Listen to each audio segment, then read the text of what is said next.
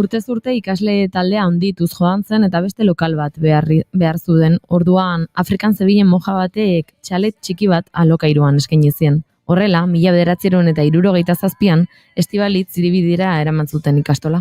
1969an, legea zela eta eskolari izena jarri behar izan zioten, ikastola hitza aipatu gabe jakina. Izen berria Kolegio Padre Raimundo Olabide izan zen, gaur egun Olabide ikastola izenez ezaguna. Dena den, txalet hori ere txiki gelditu zitzaien, eta ondoko beste txalet batzuk hasi ziren hartzen, 6 urtez egon zenan ikastola. Ondoren, euskararen batasunaren inguruko eztabaida sortu zen, eta Izaskun Arruek euskara batuaren proposamenarekin ados ez eta lan hori utzi egin zuen. Ikastola utzi ondoren, 16 urtez, erizain aritu zen Gasteizen, baina tarteka noski eskolak ematen jarraitu zuen. Eserita ikusten dut, leihotik egunak da gauak emeki, bat egiten duten unean, eta pentsatzen dut.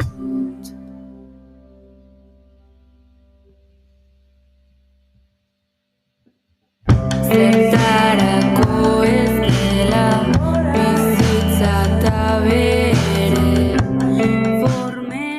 Izaskun Arrue gaurko egunez hiltzen 2016an eta 2024an bere omenez Izaskun Arrue kulturgunea sortu zuten Gasteizen. Hildo beretik jarraituta 59ko azaroaren 10ean Bilboko Iralabarriko komentuan zegoen euskara hutsean ikasteko ikastola klandestinoa itxiarazi zuten. Hezkuntzako ikuskatzaile batek haren berri izan eta gobernadore zibilari txosten bat igorri zion. Bertan, txosten horretan ikastola berehala ixteko eskatzen zuen legez kanpo sortua zelako eta euskara hutsean irakasten zelako orientazio separatista argiarekin. Gainera, 2 irakasle atxilotu eta isun gogorrak ezarri zizkieten. Cristiano esaten digute, Euskal Herrian gaudeta ze uste dute. Hablan del cristiano esaten digute, Euskal Herrian gaudeta ze uste dute.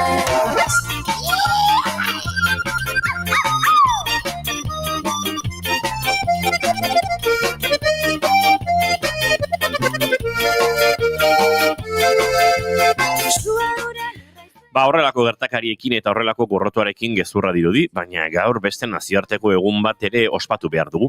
Bakea eta garapenaren aldeko zientziaren nazioarteko eguna da. Egun honekin nazio batuen erakundeak herritarrak aurrerapen zientifikoi buruz informatuta egotea bermatu nahi du elkarteak. Aurtengo leloa, konfiantza, eraldaketa eta etorkizuna 2050erako behar dugun zientzia da. Baina zientzia ez da beti bakerako erabiltzen, gaurko egunez jaio zen Mikhail Kalashnikov, kalibre txikiko armen errusiar diseinatzailea, AK-47 erasofusilaren diseinatzailea izateagatik ospetsua, eta beste honi izen ematen diona.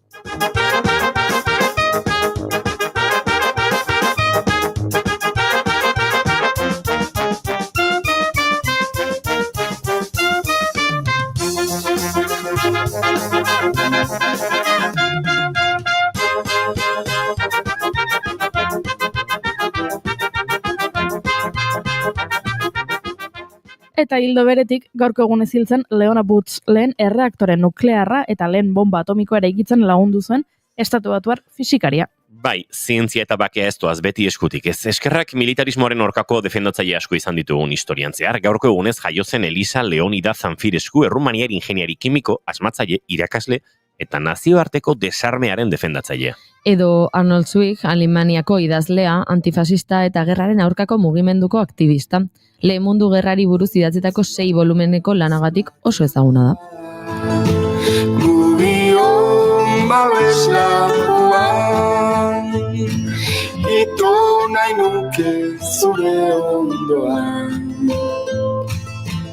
Ondoan, urteko baken iraunkorrean.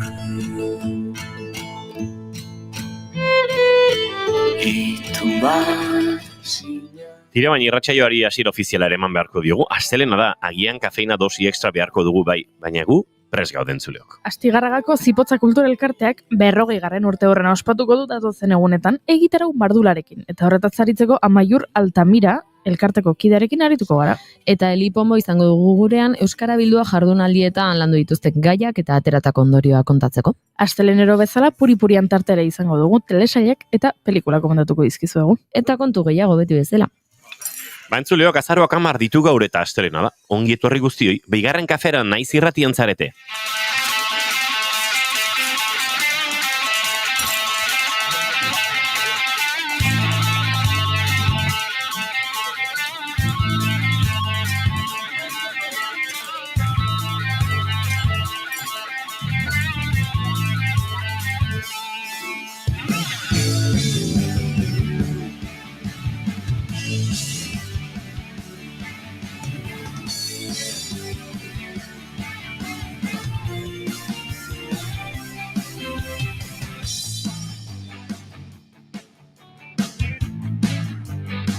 Zuekin entzuleok, June Romatet Ibarguren. Astelenon. Wow, zure bigarren abizenarekin dantza egin dut. Bueno, dantza egin dezu bezala nire, bueno. Duela gutxi aurkeztu behar izan nuelako pertsona bat, bigarren abizena Ibarguren zuena. Eta orduan pentsatut, nasten ari nez beste horrekin ez ondo ari nintzen, ze gauzak. Goiure Zaizarandi, egunon? Egunon! Eta izketan ari zaizuena, Iñigo Asensio Lurbide gaur, bigarren kafeak 1065 garrena du, goizak 10 eta 17 minutu, ondo pasatakoak, Laister eta 18 izango dira, azaroak 10 gu 3 urrengo 2 orduetan zuekin. Bat egiteko asmotan, ongitorri guztioi, naiz irratian zarete, bigarren kafean.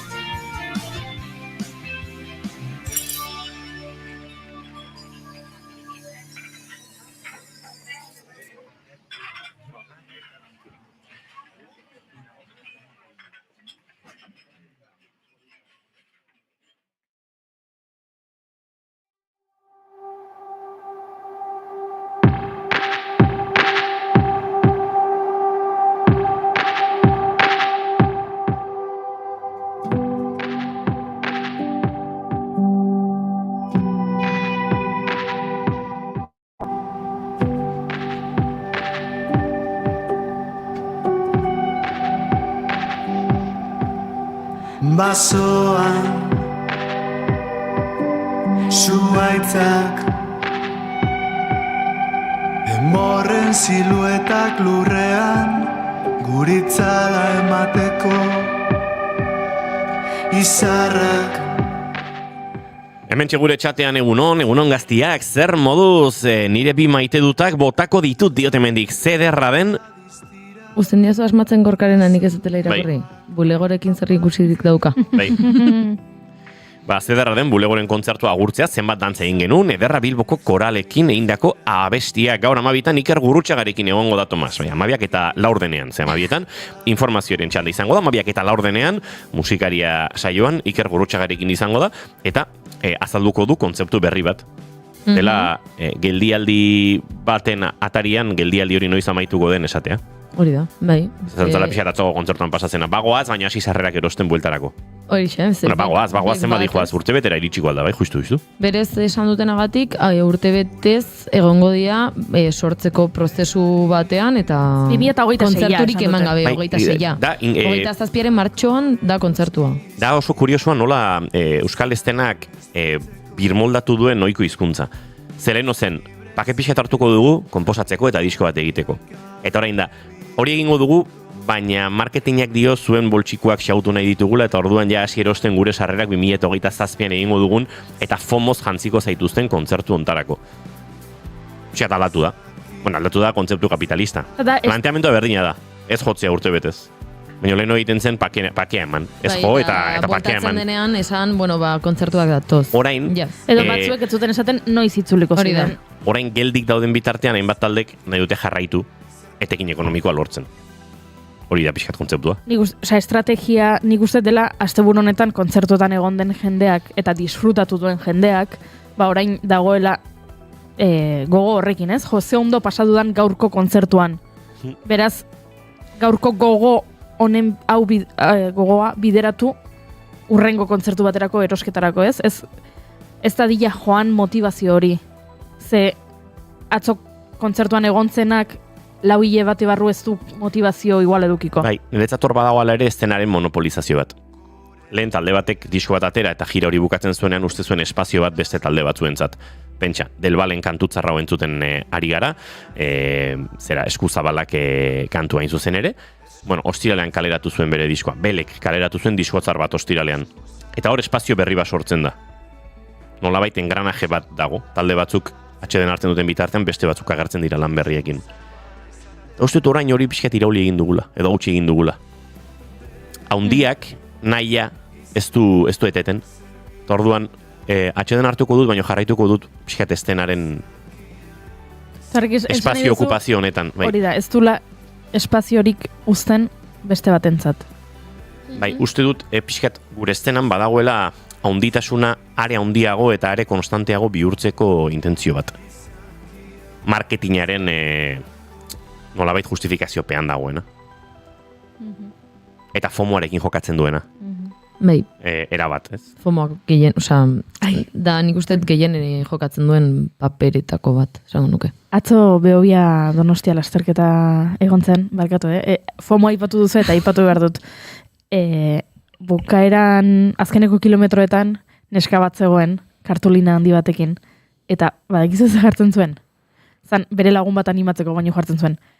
FOMOa hainbesterako zen. Osea, hainbesteko FOMOa sentitu zenuen Behobiarekin animatu bintzarela eta izena eman duzula, eta gaur hemen zaudela, listo. Nik beste bat ikusi nuen, ez da egit ingeles ez, gazteleraz, euskeraz nola zen baino, uste dut ingeles ez zala,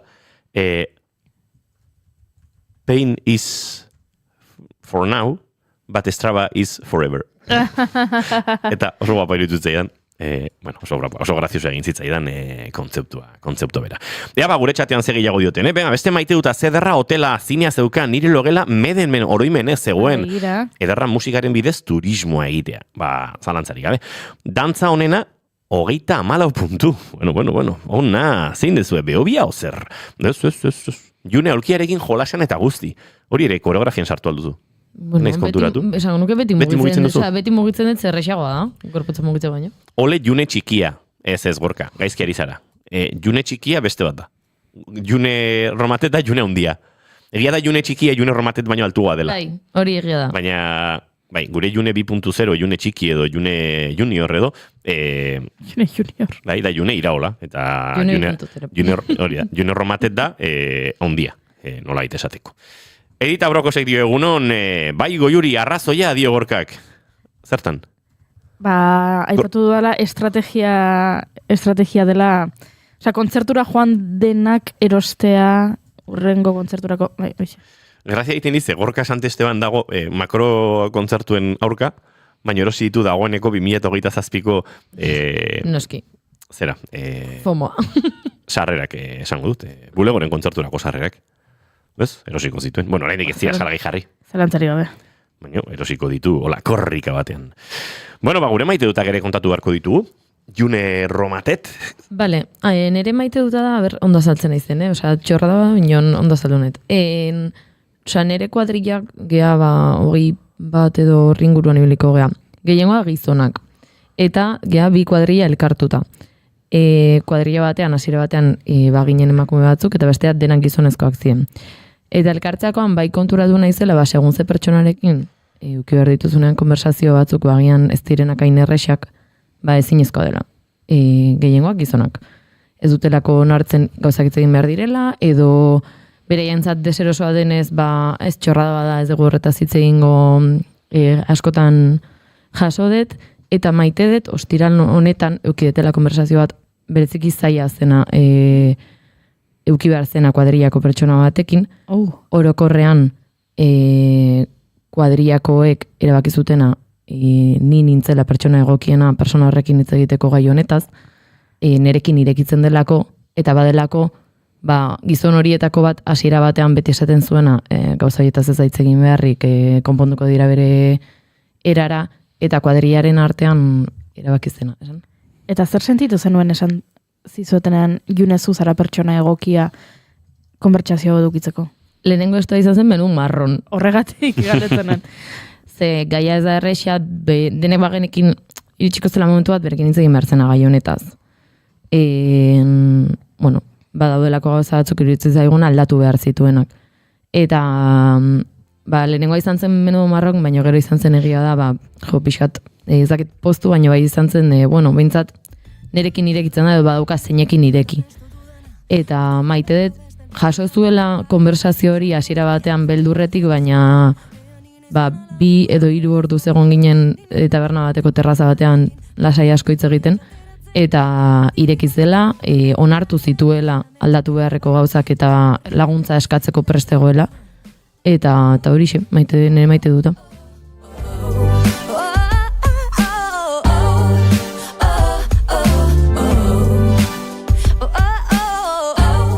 Ostiralean kaleratu zen beste disko txarra. Muturre zerura, bele, itakasutan.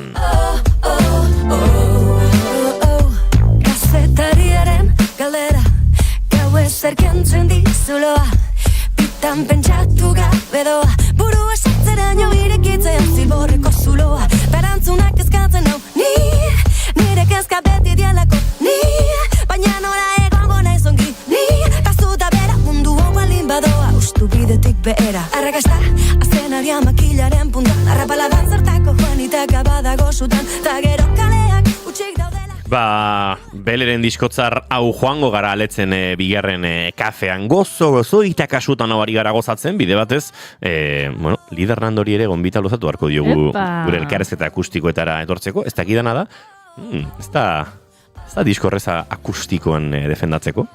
Bueno, egingo dute zerbait. Arrapaladan. Artista dira horrelakotan, beraz. Asko gustatzen zait, ze azkar esaten duen arrapaladan. Bueno, gonbita botako diogu, lideri, eta berak esango digu, ze formatu, ze motatan ikusten duen egin ezakegu lau. Beste aurreko lanarekin ere egin zuen, eta orain ere egingo dute, ezakit.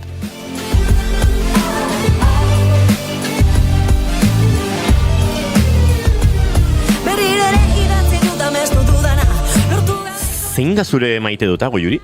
Kontatuko dizuet larun batean Los Domingos pelikula ikustera joan nintzena, alau da Ruizte Azuarena, bai zinemaldian estrenatu zen eta bai guk zinemaldian ordu asko ematen ditugu, baina ikusi beharreko guztien artean, ies egin zidan Los Domingosek.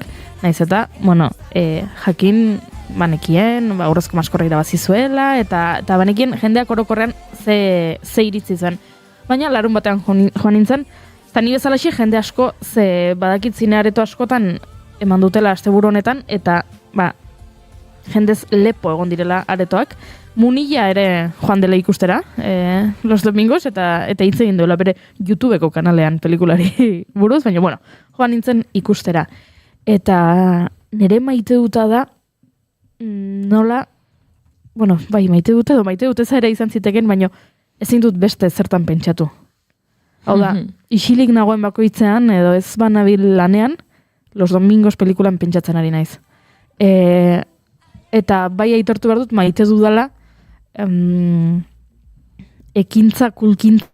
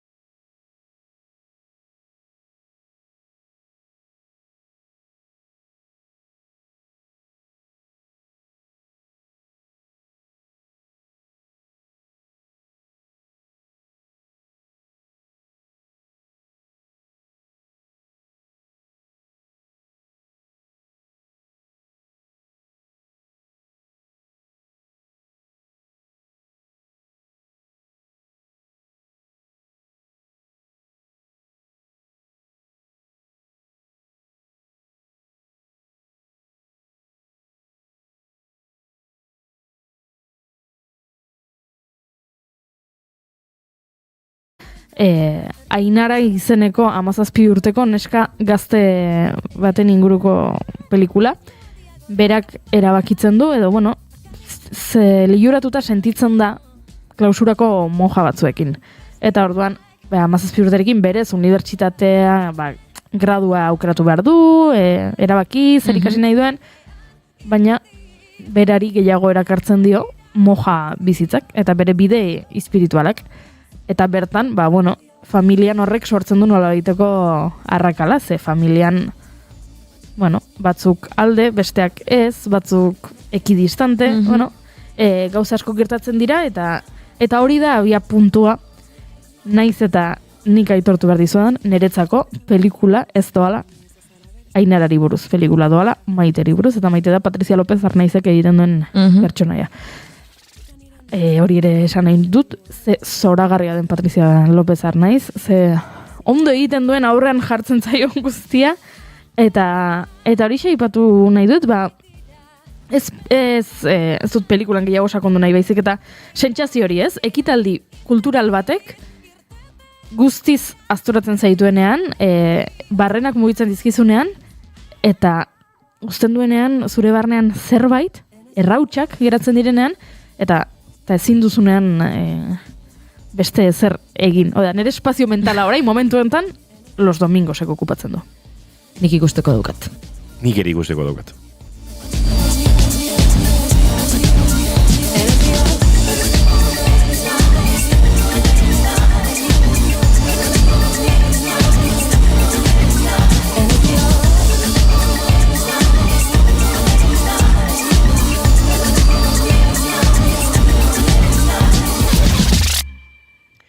Ez naiz fio bel entzuten jarraitzen dugu, egia esan diskonek askorako ematen du, 8 kantu, eta tira, horietako batzuk hemen gure elkarrizketa akustikoan entzuteko moduan izango gara, ez dakit oraindik noiz zehazki, baina esango dizuegu, bide batez, asteazken honetan gure entrevista akustikora dator, Amaia Miranda, bere biniloa mentxe daukagu, eta tira, haren gitarra hartuta diskotzarra kaleratu du, egia esan oso goza interesgarriak kaleratu dirazken asteotan, eta horietako batzuk behintzat saiatuko gara gure elkarrezketa akustikoetan izaten. Nik nire maite dut ere kontatu beharko dizuet, eta uste dut maite ditu dala, ez dakit, indarrak xaututa uzen zaituzten asteburu hauek, ez? Ostiralean genuen aipatu dut, eta etxonetan naiz irratian enbalen frantzesenak ere entrevista luzea intzigun joan den ostiralean, akordeio orkestrak, Isidro Larrañaga akordeio orkestrak 45 urte betetzen zituelako, oso emanaldi polita izan zen, egia esan niri osasun pixka bat kendu didan emanaldia ere bai, ze gauz asko zeuden lotzeko, ikusentzunezkotik, pixkan diseinu artistikotik, eta hainbat esparru lantzeko zeuden, eta nik nahiko histu bukatu nuen astea, baina oso polita izan zen, larun batean berri zen izan ginen esan ezinekin, oso kontzertu ederra izan zen bertan ere, hantxe egon ginen hainbat lagun, eta ezagunekin tartean Alaine Agirre egon zen, goiuri, eta esan zigun, oraindik bigarren kafearen laborategia etzuela ezagutzen. Durangoko azokan egon ginelako berarekin. Bai, beraz. Durangoko azokan montatzen duguna ere, gure laborategitxoa da. Bai, baina badakizu zer, fuistu kontzertua bukatu berri, nian pianoa jotzen, berare musikari, zeharkako flauta jotzen du, pianoa pixka bat ere, bai, naiz eta ukatzu egiten duen, eta gure over piano zaharraren goxotasun honek erakarri egiten duela. Eta gure pianoaren inguruntaran noiz gonbidatuko genuen. Ados. Zenik izan nion, txeke zuria zuela, nahi duenean, etor... Bale, baina nola geratu zarete? Ez gara geratu, joango gara geratzen. Momentuan nantxe kontzertu ostean, Lotuko dugu hori ere. Bale. Eta atzo, nahiko plan improvisatuan, nik larun batean berri zen bukatu, gustatzen zaita hau inoiz kontatu dut, ez asteburuak hasten direnean furgonetan pianoa, bajua, beste instrumenturen bat, furgoneta gainean piraguak, uretako materiala, palak, txalekoak dena daramazunean, zerrek esan nahi du asteburu oso beteta, oso gozo datorrela. Eta nibili ginen Murillo de Gallegon dagoen ibaia jisten, Gallego ibaia, urbizietako ibaie oso berezia eta oso ezaguna da.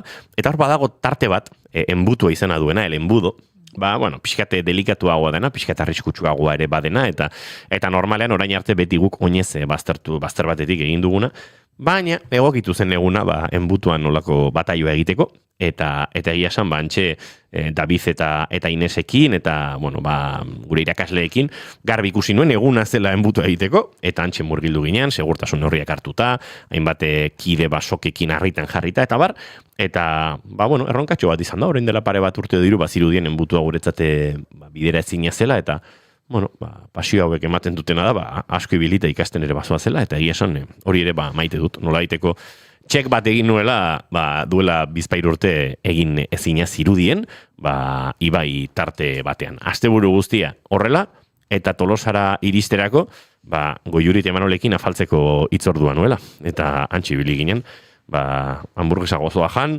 tragotxo bat hartu, eta igandea erabat utxik bukatuta aitortu behar dizuet. Oso goxoa, aitortu behar dizuet. Atzo etxerako eskaiak igotzeko. Lo zaundela. Hirugarren pisuan pentsatu nuen zera behar nula kanpamento base bat. Nik gero itxera iritsi eta argazki bat bidalinean, eta Imanolek erantzun zidan eta inogok ez, eta pentsatu nuen, hau ja, lo dago. Eta duela 30 segundo iritsi da etxera, eta ja, lo dago. Hala da. Pijama jantzi zenuen? Ez. Sartu nintzen, arropa kendu nuen, eta horrela sartu nintzen. Plof, oso ondo. Gaur goizen arte. Zoragarri. Hori ere maite dute, berdintzait oso nekatuta egon, kezkatuta, antxetatearekin, danakoarekin, loa ez dela ia ezerkien zen. Kabroia. Eta hori oso gauz ondia da. Eskotan jendeak ere galdetzen dita, nondik ateatzen boa, hainbestea hauzaiteko. Eta, lo ike aldek, lo. Gehiegi. Nik lo, 7-8 ordu egunero. Ez que zen bidia, jo. Hori bai, beste amaseiak pasaditzaket, gelditu gabe, etxetik kanpo, irratia egin, kontzertuak jo, ensaiatu, mila saltxetan, bai. Baino 8 ordu horiek normalean nahiko erlijioz betetzen ditut, eta hori bada abantaia bat, ez dute ukatuko, beraz hori ere gaurkon ere maite duta. Eta hau esan da, abiatu behar dugu, gure ohiko musikarekin, gure aztenenetako hitzordura.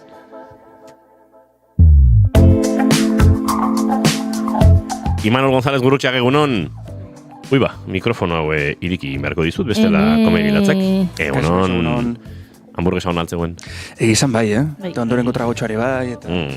Ja hori, igandea kubatatxo bat hartzen bukatzeare bada iraultzaia, Jo, zago nuke. Nik uste hola jentziarte guta zarro egon litzatekela. Zara inor pentsatu, hola jentziarte rontzalea denik edo, diot. Bere astelenetan kantuan diolako, astelenetan bizi... Bizitzeko gogoa izatea iraultza jeaten lan. Hori da, beraz, igande gauetan bizitzeko gogoa ukitzea ere iraultza izango da, ez? Ze ondo kantatu duzun, Goiuri? Eskerrik asko.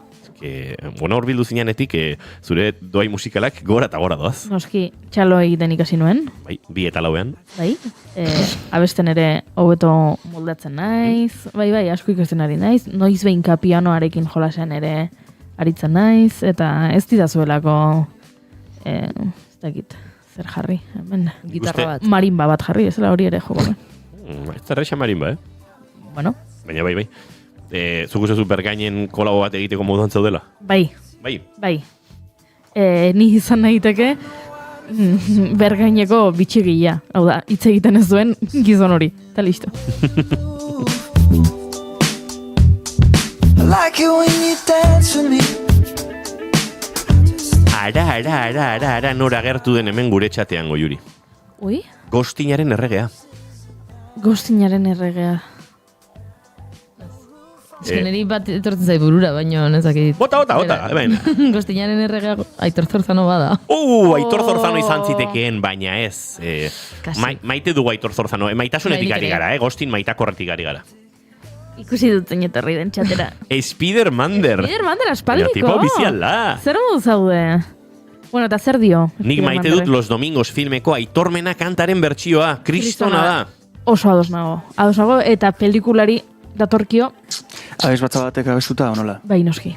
Eta zoragarri, eta Aitormena entzuten dugun bitartean pantailan ikusten dena, eta eske oso ondo, Spider-Mander, oso ados nago zurekin, baina kontatu zer modu zaude, zertan ari zara, zer moduz bizitza. Noiz egingo duzu gurekin zine egintzenen kolaboraziura. Beste piragua plan bat noiz egingo dugu. Spider-Manderre jantzituen txuleta gure elkartean, eta gero esagartu egintzen, nik ez dakit txuletak gaizki egin ote zion, eta... Guztet Imanolek beldurtu egin zuela. Egun hori xelebra izan zen gero. Bai. Xelebreak gara eta. Xelebrea, egun horren nahiko normala izan zen. Egon zinen Imanolen maien? Bai. Egon Imanolen ondoan. Egun horretan esan zizun zu kostako herri bateko azarela. Exactamente. Horixe. Bueno, Ematen duenez Pasaia horretako kostaldea da. Imanolen hitzetan, maps atera zidan da esan zian, tau zer da? Hau. Digo, oi, Pasaia. beti aipatzen dugu hau, June, marean eraginpean herrioa duen herri bat, bada pixkat kostako. A ber, ez man Imanolei arrazoia. Kilometroko? Egia da, egun horretan, Imanoletanik irabazi geniola Inigori Piraguan. Hori ere egia da. Ui, ama. Ez dago zer ikusik, baino egia Baino- esan detaios. Pixka gai aldatzeko. Imanolei pixkat pelota ere egite bateko. Ondo, Imanoli pelota egiteko nerekin sartzea da bidea. Bai, nik uste baino. Sentitzen du baino. Nik ez dut gogoratzen hori, baina tira. Hala izango da. Kasualidadea. Gure proposamenekin hasi beharko dugu, Goiuri, eta Venga, ni hasiko zein naiz. hasiko dazu? Ni, entrepreneurs, komentatuko izut, ez dakit nola esaten den, ioko beto esaten duen nik baino. Entrepreneura. Baina, Baina bukaeran pixka gogoak endu behar baina, diozu hau- bizitzari. ez bat, dira asko. Entrepreneur. Entrepreneurs izango da, Baina orduan. ez dut esaten, ese hori. Ez dute. Dos entrepreneurs. Bai, pixka dola ese hitzali bat. Kontua da gogo gabe bukatu behar duzula hitza. Ados. Bai, ez du balio entrepreneur. Hola, benetako ekintzaile batek, benetako farsante batek esango luke, ja, I'm an entrepreneur. Pixka dola. Nola esango genuke euskaraz ekintzailea? Ekintzaile, esan berri dut. Benetako ekintzaile batek eluke esango Goiurik, nola esango genuke euskeraz? You're not listening to me. You're not listening to me. Barkatu. Ez que entrepreneur... You are not the real entrepreneur. Entrepreneurak ez dute denborarik entzuteko bestek zer esaten duten. Ari direlako sortzen. Sortzen eta hitz egiten, eta kontatzen. Hori da. Vale, bueno, kontatuko dizuet zer den entrepreneura. Bueno, barkatu, segundu bat. Spiderman-derrek jobar, baina denbora asko pasada, ja nintzen akordatzen, ja. Hombre, pentsa denbora pasadala, jobar hitza ere garai haietan geratu zan. 1980 hamarkadan Spiderman-der. Jobar ez du inork esaten bizitza hontan. Egia da. Bada pixka senyor, Jobar da 2000ero total. Jobar. Bai, egia da. De Montre. Hobeto. Bai. Arranopola. Demonillo. Vale, Zure proposamena, Goiuri. Esan bezala, entrepreneur komentatzera nator. Zer da entrepreneur? Ekintzaileentzako ikastaro bat? Ez. Da, telesail bat Disney Plusen ikusteko aukera duzuena. Eta bertan ze gertatzen da.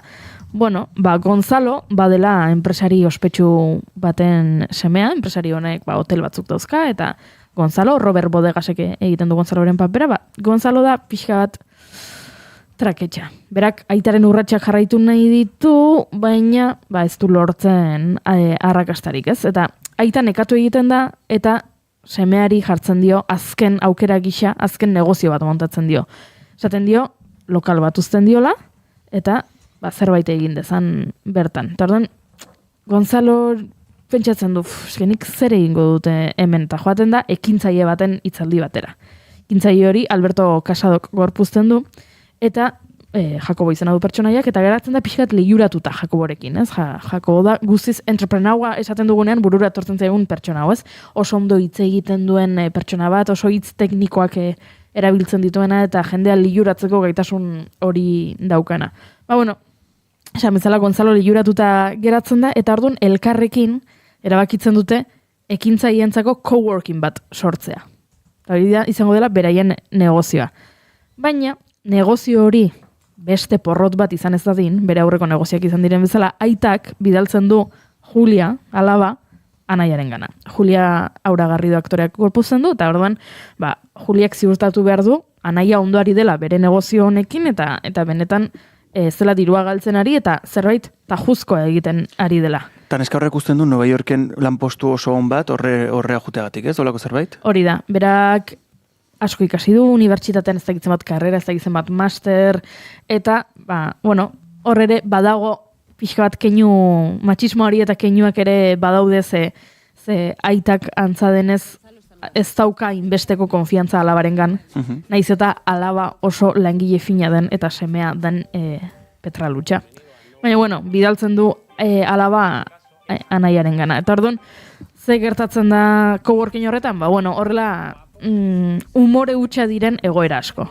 Ze hor nahazten duzu pertsona bat oso perfekzionista dela alaba, eta pertsona bat desastre hutsa dela anaia, eta pertsona bat farsante hutsa dela anaiaren laguna, eta hor sortzen dira gauza oso barregarriak eta egoera oso barregarriak. Zergatik komendatu nahi dizuedan hau, hasteko pantomima fulekoek sortu dutelako telesail hau. Pantomima fulekoak, aipatu dituan Alberto Casado eta Robert Bodegas dira, badakizue agian ezagutuko dituzte, bereiek egiten dituztela YouTuberako minutu terdiko bideoak, ez? Eta kontatzen dutela, ez dakit, ezkontzak, eta ezkontzi buruzko horrela lau esaldi grazioso, edo Iron Mana egiten dutenak, edo ez dakit, pertsona aspergarriak, eta egiten dituzte horrela humorezko sketch txikiak. Orain salto egin dute, eta formato luzeko telesail bat egin dute, eta niri nola, bideoiek asko gustatzen zaizkidan pantomima fulekoak, nuen esperantza telesailak ere, zegit, barregarri izango zela edo, eta aitortu behar dizuet baietz, gustatu zaidala, gomendatu nahi dizuet, ikus ezazue, egia da, agian momentu batzuetan errepikakorra egiten dela, ze egoera ez da asko aldatzen, ez? Atal batetik bestera, egoera horixe da, anaia, kaskar,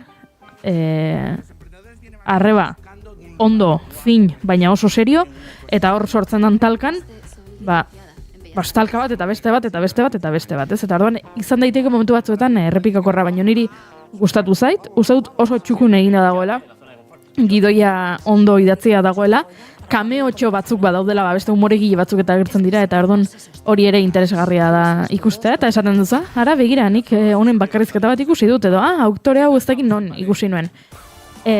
Beraz, guztiz gomendatzen dizuet, eta gainera, gomendatu nahi dizuet berezik telesail hau, ze auragarri da agertzen da, eta niretzat auragarri dok egiten den guztia, gustatzen zait. A vivir. Hementxe, emprendedores telesailaren proposamena, Disney... Entrepreneurs, barkatu. Disney Plusen ikusgai duzuena, eta esan da bezala, auragarri da ipatu duzu, baina beste guztiak ere, ikusteko moduko aktoreak dira, eta batzuk esango nuke, estreineko zorrela fikzioan? adibidez? Victoria Martinik ez dut inoiz. Hori da Victoria Martin? Beste zerbaitetan Akaso bai? agertu da, baina bai, egia da, horrelako papertxoa, egian bai lehenengo aldiz. Ados, hausi hurrengo proposamena. ¿Tú qué te dedicas? Al bádminton. ¿Y te ganas la vida con eso? Me has preguntado a qué me dedico, no con qué me gano la vida. ¿Sabes dónde está Yakarta? ¿Qué? Te va a encantar cuando vayas. 1, 2 y... Sé que suena raro. Me siento aquí para decirte que tu hija puede ser la mejor de España en un deporte que tampoco conoces muy bien. No es que suene raro, es que suena mal. Yo no quiero ser amigo tuyo, pero nos va a tocar hablar de muchas cosas. ¿Eso le dijiste a la otra chica? Imanol, hauxe zure proposamena, Jakarta. Bai, Jakarta.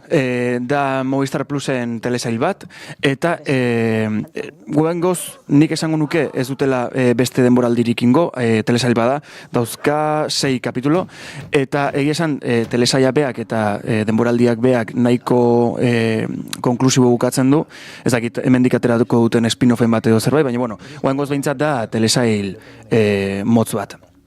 Eta egia esan gustatu zait pila bat. Traileran entzun duzuen bezala, da gizonezko baten historia kontatzen du, beak badmintoneko entrenatzailea da, eta beak, bea dabil gazten bila,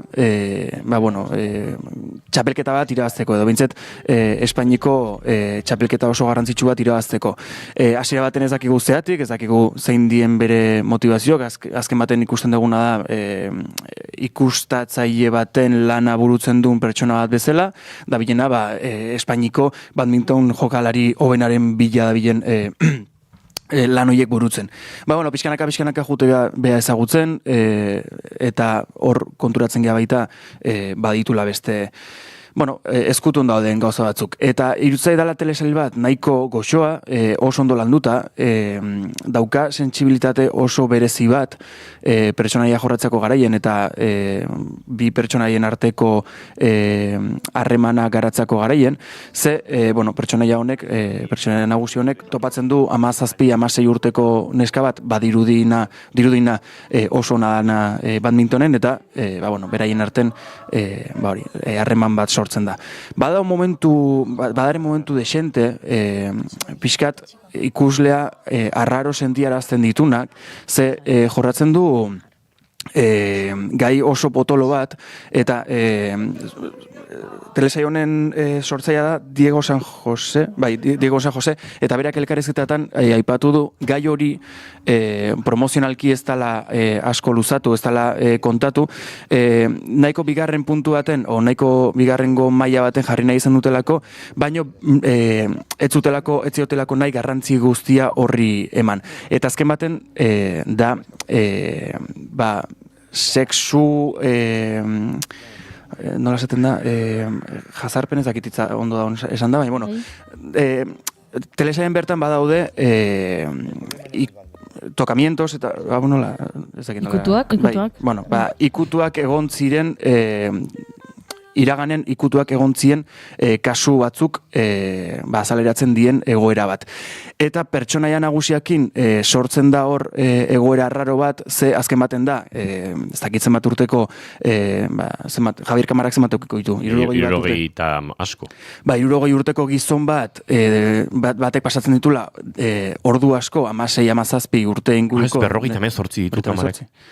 Ez que urte asko bota diziozu, Egia pelikulan gaula bereziki zartuta karakterizatuta, eta igual horrek despistatu nahu bai. Eta parte, Javier Kamara dalako aktore bat super ezaguna, urte pilatetan ezagutu eguna, eta irutze egu. Bide batez, Diego San Jose ipatu duzu, irundarra baia semanitatik gidoilari hasi zena, eta tartean pelikula askotako gidoilari edo gidoi laguntzaile, bueno, gidoi laguntzailez, gidoilari kide izan dena, batez ere Borja Kobiagarekin, apellidos baskos, katalanes, fedetarras, eta beste batetan. Mikel Pagadiren oso laguna. Instagramen askotan kubatak edaten agertzen dira elkarrekin. Beraz, igandeetan, soziedera gombitatzeko moduko bi pertsona. Ostra, Pagadirekin atzo soziederan hile ingo ginen parrezka. Eta irutzet oso interesgarria dela, ze bai jolasten du pixkat ikuslean iritzi hoiekin edo aurre iritzi hoiekin, eta azkenen trailerren baita ikusten den lehenengo gauza da, 60 urteko gizonezko bat, gerturatzen zaiola 16 urteko neska bati, esaten badmintonen jolasten erakutsi behar diola, eta denbora pasa hartutela batera, eta, bueno, hor sortzen dian harreman mota horiek oso ondo jorratzen ditu telesaiak, eta esan bezala, daude momentu batzuk gauza bat diruditenak, eta esango nizueke denbora bat emateko telesaiai, bukaeraino ikusteko, eta konturatuko zatela gauzak ez dutela ematen dutena izan behar. Ados, hause Imanolen proposamena. Jakarta, hau ere Disney Plusen? Ez, Movistar. Movistar. Denak Plusarekin bukatzen dira, eta nastu egiten ditut. Movistar Plus horretan ikusgai duzuena, Jakarta, telesail laburra, eta, Imanolek oraintxe azaldu berri duena. June Romatet, zure proposamena ere azartu behar du? Nire proposamena da 5. denboraldi bat, eta pixkat dator proposamena gogoa dukadalako ikusteko, baina baita ere ea bukatzen den behingoz puntu horretatik. Zergatik, nik dakart Stranger Things 5. denboraldia, orain estrenatuko dena, zauraren bukaeran, eta telesaio hasi zen 2016an, urrengo denboraldia izan zen 17an, 3. 19an, 4. ia tarte bat gehiagora 22an, eta 2025an gaude, 2025 bukaeran, eta 3 urte itxaron behar izan ditugu seria ondo bukatu alizateko, orduan pixkat hortikan doa. Stranger Things ezakit, berez nahiko ezaguna da, eta historia jakitea, ohikoa da, baina, hasten da, agertzen dela neska bat, esperimentu bat dirudien neska bat, 11 izena daukana, eta horrez gain, Will, protagonistetako bat, desagertu egiten dela, eta hor sortzen dira, bi munduen artean dauden borrokak, eta eriotzak, mila gauza ezberdin, gauza arraroak gertatzen dira mundu errealean edo esango genuke, eta familia oso gutxi dira konstiente zer gertatzen ari den. Orduan hemen ikusten duguna da, lehenik eta behin nola hasten diren mutil gazte talde bat Elevenekin batera borroka horretan, eta nola doazen implikatzen haien familiak ere. Eta 5. denboraldi honetan hasiko dugu denboraldia 4. denboraldiko gertakarietatikan urte betera, eta beraien talde honek edo nahi duena da Vecna protagonista gaiztoa edo izango litzateken hori aurkitu eta hil lehenik eta behin ja dena bukatzeko eta normaltasun horretara itzultzen saiatzeko, baina noski denboraldia hasi eta misioa komplikatu egingo zaie, hor hasiko dira gertatzen bi munduen arteko borroka eta gauza raro guzti horiek, eta alde batetik nator gomendatzera pixkat bukatzen delako ja eta historiari bukaera bat emango zaiolako, baina nik ere egia da gogoa daukadala jakiteko behingoagatik nola amaituko den hau guztia, egia da ikustea ere polita izaten dela, badauzkalako efektoa aldetik eta mila efektu ezberdin eta ondo egindakoak iruditzen zait gehiengoak behintzat, badaude batzuk esaten dezuna, hau pixka jontzaizue. Baina, horixe, 5. denboraldia datorrela, azaroaren 26an 4 episodio aterako dira, abenduaren 25an 3 eta abenduaren 31an azkenekoa. Eta esango nukenagatik, nahiko luze doaz, eta uste dut azkenekoa ia pelikula bat izango dela. Amatxo maitia, Stranger Thingsen estrenore bat dator, azaroaren amaierarako, nun izango da ikusgai, parkatu? Netflixen. Eta hori Juneren proposamena, eta hemen minutu gutxi dozkagu, izan, Manu? Nola esan izuela protagonista? Eleven. Eta nungo uste zuela? Eleven? Nungoa dan? Bai, Bizkaitarra. Esango zu, nungoa zan. Ze Eleven. Efectivamente. You needed help. Hor. Ze, gustora geratu garen, Zuk behizatela Robert Bodegas eta Alberto Casado. Ez dakit zein den zein, baina zuek bai, entrepreneur horiek bezain txotxoloak. Alaxe zarete. Badakizunik egin nola dokumental bat ekintzaiei buruzkoa Goiuri. Zer? Hoiz izut kontatu inoiz. Zer? Goiuriren albegi aldatu. Zer? Dola gutxi galetu zen idan. Oraindik bada zerbait ez dakiguna zuta zau antenan gertatu zen. Ez dut gogoan. Ni bai, hori galetu zen idan. Bai. Bueno, gaur deskurritu dut gauza bat. Zer? Pinponeko entrenatzailea eduki zenuela. Bueno, ni mai tenisean federatuta ibili nintzen. Federatuta? Lehiatzen nuen, aste burutan. Bizikleta baino lehen edo ondoren? Bizikleta baino lehen, kirol pilo bat egin dituen tenisa, gero, multikirolare egiten genuen noski, Tolosan behintzat, garaietan, eskupelota, saskibaloia, eta futbola egiten genituen. Baina gero nik bizikleta asko maite nuen, eta egiten nuen ere kasa, baina lehiatzen nuen bai tenisean, eta baita mai tenisean ere. Bai. Osea, que hoy milian aurretik edo ondoren? Hoi soldados que egin aurretik. Ai, ama, hori egiten nuen, eta behin, lagun batek engantzatu ninduen startup camp batera, beraz, asko dakit sekta honi buruz, asko dakit sektaren hizkuntza eta parametroi buruz. Startup camp, Valentziako Unibertsitate Politeknikoan. Iritsi ginen area, proiektu mierdoso batekin, baina irakasle guztiak txonditu egin genituen. Hori da, entrepreneur batek egiten duena. Hala izan zen, eta pasaziren 7 ordu, eta neukan, unibertsitateko arduradunak ikastara hobetakoa, eta rektorea eta bestea, ea dokumental bat egin dezakeen, han gertatzen ari zenaren inguruan. Eta egin zenuen. Eta egin nuen. Ni, gehatzen naiz, hau bete hortz. Ez da gutxi gorako Goiuri. Inigorekin. Haude berarekin eta egunero... Niokerna da, lehenengo egunetik gugen dela parrandan ja irakasleekin, ez dakit, gunaiko jende mediokera ginean, eta gainera, ezkinen oso salmenta hona egiten ari, baina alaxe gertatu zen, eta, bueno, egunen batean kontatuko izuet gehiago. Orduan, entrepreneurako burrengo denboraldian, antxe espero zaitut inigo. Egia esan, ekintzaileen gauza nazkagarri guzti horiek ezagutzen ditut. jendeak nola flipatzen duen bere buruarekin eta horrelako kontuak. Tira, azken ordukoaren bila egin behar dugu salto Bilboko estudiotara, Itxaso Leon Kareaga lankidea antxe dugu, eta Itxaso, egunon? Badirudi Itxaso entzuteko arazoak ditugula, ea orain Itxaso Leon, egunon? Kaixo egunon, orain? Orain bai, aurrera. Orain bai, aipatzen ari nintzen, gaurko azken ordukoaren baitan, astelen honetan arartekoak ebazpen bat eman duela Barakaldoko udalari Burtzein auzoko Zubiletak kalean bizi ziren eta gizarte larrialdiko egoera jasaten ari diren bi familiari aldi baterako bizitegi irtenbide bat eskaintzea gomendatzeko. Egoera horren jatorria 2024ko irailaren 29an izandako istilu larri batean dago, pertsona bat hil eta 3 zauritu ziren orduan. Horren ondorioz Barakaldoko instrukzioko 4 zenbakiko epaitegiak babes neurriak eman zituen eraginpeko inguruneko pertsonei eta ondasunei dagokienez. Halere, etxebizitzetako 2 bortxatuak izan ziren eta altzariak suntsituak bizigabe geratu. Odolkidetasunezko loturak dituzten 2 familiak kaltebera kalean utziz. Lehenengoa 4 kidek osatzen dute, hoien artean 65 urteko gizon bat eta 168ko desgaitasun maila aitortua duen anaia bat.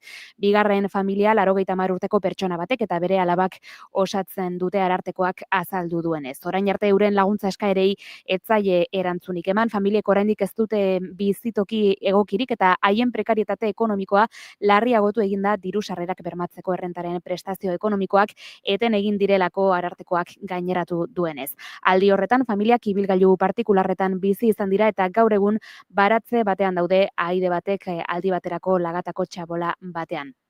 Eta bestalde, kanpora begira ere jarriko gara, izan ere Vatikanoak ikerketa abiatu du Rafael Zornoza Kadiz eta Zeutako gotzainaren aurka 1980ko hamarkadan Madrilen apaizenean adingabe bati sexu erasoa egin izana egotzita.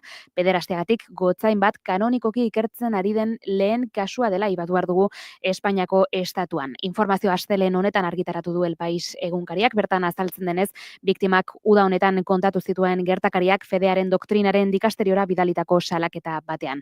Bertan azaltzen denez, erasoak 21 urte bete zituen arte luzatu ziren eta garai hartan bere homosexualitatea aitortu zion Zornozari eta honek biktimaren kontakizunaren arabera konbertsioterapietara eraman zuen bere homosexualitatea sendatzeko erasoak ostera gertatuko ziren lekuan. Informazioa publiko egin ostean, Kadizeko eta Zeutako gotzaindegiak akusazioak ukatu ditu eta agenda aldi baterako eten duela ere iragarri du, gertakariak argitzeko eta jasotzen ari den minbizi tratamendu gogorra delata. Hedabidei bidalitako komunikatuan gotzaindegiak adierazi du egiten diren akusazioak duela ia 30 urte izandako gertakariei buruzkoak oso larriak direla eta gainera faltsuak. Hementxe utziko dugu informazioaren eguneratzea, 12etan itzuliko gara informazioaren ariaren 2. edizioan. Eskerrik asko Itxaso Leon, hausi azken ordua guk aurrera egingo dugu, eta aurrera egiteko Goiuri, June eta Imanol galdera badaukat zuentzat. Hasteko, ea identifikatzen duzuen hau. Some of the old songs, Sam. Yes, ma'am.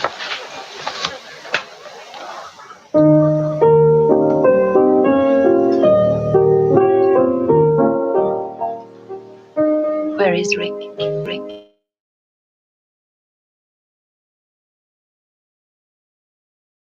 Baina ez du lortu. He went home. Does he always leave so early? Oh, he never. Well, he's got a girl up to the Blue Parrot. He goes up there all the time. You used to be a much better liar, Sam. Play it again, Sam, Casablanca pelikulaz ari gara, eta nire galdera da, ea pelikula ikusi duzuen hasteko. Bai, ez. Hala ere, puripurian dago, hau, orain estrenatu berri. Ez, hori karri nahi dizuet. Amar klasiko. Amar klasiko dakartza filminek bere katalogora. Eta horren artean, beharrezko pelikula batzuk. Arribitxiak. Hasita, bueno, Casablanca ipatu dugu. Ez dakit, Kubricken... The Shining. The Shining, Eyes Wide Shut, adibidez, pixkat Kubricken hasieratatik bukaeretaraino, edo pixkate hor bere ibilbidearen hainbat pieza. American History X, 80ko hamarkadako pelikula ezinbesteko bat. Ez dut ikusi. Humphrey Bogartari gara aipatzen nolabait Casablanca pelikulan, baina beste klasiko bat nun Bogart dagon bakalekin batera Cayo Largo. Ez dakit, noir zine eta noir kontzeptua gustoko duzuen ontzako, ezinbesteko beste pieza bat. Ze gehiago, Clint Eastwooden dena, Harry el Sucio, Wow. Ejecución inminente, Sin perdón, horrelako klasikoak, pixkate western honenak, hor daude, aipatu dut Casablanca. Beste bat, June, hau oso zure gustokoa honek behar du izan, Los Goonies. Goonies da niretzat pelikula, bai. Bai, ezta? Bai, ez da, da oso nire ondo, bai. infantzia. Pentsatzen, esan bartzen nula ez dut ikusi. Ez dakizute zenbatetan etorri Ez da nahi zen posible. jertxearen azpitik Gooniesen kamisetarekin. Bai, Goonies oso jone da, bai. Bai, eta esaterako beste pieza batola oso garrantzitsua, Blade Runner, Ridley Scottena. Bai. Igual denok ikusi dugula, baina seguru badagoela jendea ikusi ez duena eta pelikuloiak dira eta filminen plataformara datoz, lau egun barru, horrela, Damba. Beste pelikula erromantiko ezinbesteko bat. Ui. The Bodyguard. El guardaespaldas. Whitney Houston, Kevin Costner, pelikula puxka. Hau ikusi daukazue? Bai. Goiorik ez. Nik Goiorizuk ez ikustea. Ez, kontua da, badakidala ze pelikula den Whitney Houstonek pelikula horretan abesten duelako. Abesti ezagun hori. Eta badakit estena hori dagoela, eta badakit hori gertatzen dela, baino ez dut inoiz pelikulen ikusi. Pixkat antzekoa gertatzen zait, beste batzotan pelikula batzuk oso ospetsu egiten direnean, estena batzuk ikusi dituzu, edo agertzen zaizizulako, noiz behinka igual tarte bat agertzen delako albistegi batean, edo bideo batean, edo dana delakoa, baina pelikula osorik ez, eta hori gertatzen zaitu guardaespaldasekin. Izenburu hauek guztiak, badatoz filminen klasikoen katalogo horrekin bat egitera, eta uste dut, Mad Max trilogiari ikusteko aukera izango da, kriston pelikulak, eta uste dut, merezi duela, hauek nolabait gurera ekartzea, badakit ez daudela puripurian, baina batzutan aldarrikapen hori ere egin behar da, ez? Klasiko batzuk berreskuratzea ezinbestekoa delako, batez ere, ikusten dituzunean gero gertatzen delako, nola bizi izan du naiz ni, orain arte hau ikusi gabe. Nahi pasatitzean Into the Wildekin adibidez, hemen kontatu dut inoiz, Gartxotek eta Goiurik, duzula ikusita, baina Eddie Vedderren musikak flipatzen nau, nik ezagutzen nuen banda sonora hori guztia, eta batean pelikula ikusi, eta nola egon naiz orain arte hau ikusi gabe ez, uste dut, hauetako pelikula batzuk ere, badirela pixkatzuen bizitzan mugarri izateko modukoak, eta filminen katalogo horretan izango dituzuela. Eskerrik asko, zerrenda osatuko dut, eta ikusiko dut, klasikoak, zerbaitengatik dira klasikoak. Bagoaz aurrera entzuleok, goizeko 11:08 minutu hementxe Naiz Irratian, Bigarren Kafean.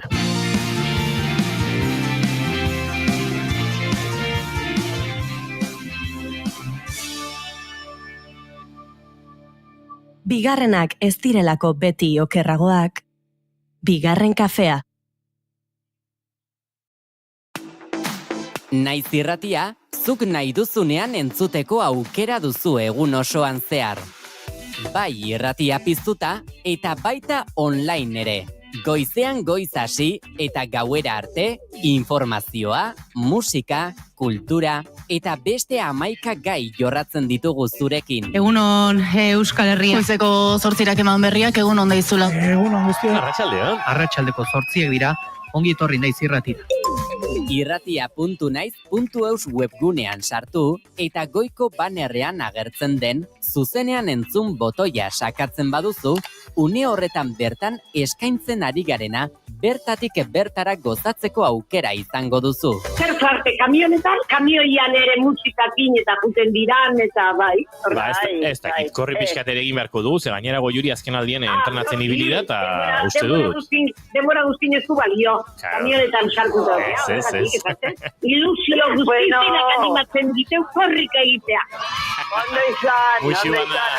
Joaten zaren lekura joan da, eraman ezazu Naiz Irratia zurekin.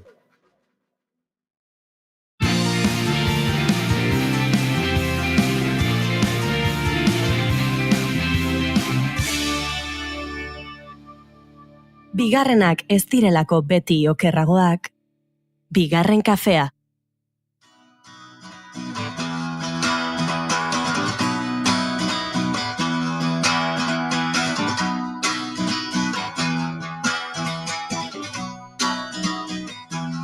Kantatu nahi, orduan kantatu, dantzatu nahi, orduan alzato.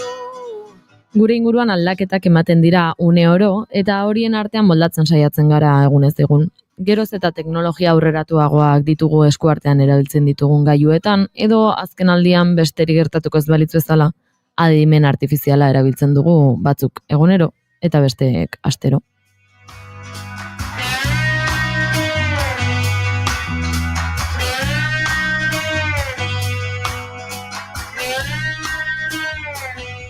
Gauza batzu ezin dira. Gure hauetan eta eskuetan teknologia besterik ez dugun egun hauetan gutxik hitz egiten dute izan beharko genuken beldur edo errespetuaz.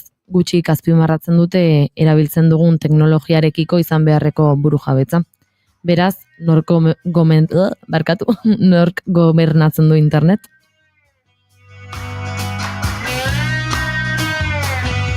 Gauza batzu. Erronka digital honen aurrean euskal komunitatea martxan dabil eta horren adibide dira Euskara Bildua jardunaldiak. Aurtengoa 14. edizioa ospatu berri dute, Santelmo Museoan izan ziren pasaden astean, eta haiek azaltzen duten modura egungo erronka global bati begiratzen diote haien txikitasunetik. Hau guztia ondo aztertzeko gaur gurean dugu Eli Pombo, egun honetan ongi etorri Eli.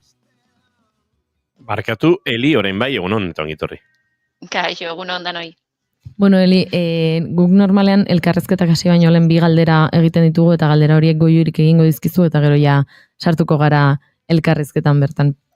Kaixo Eli, begira, bi galderak honakoak dira, zuk bietako bat aukeratu behar duzu erantzuteko, ez da beharrezko biak erantzutea.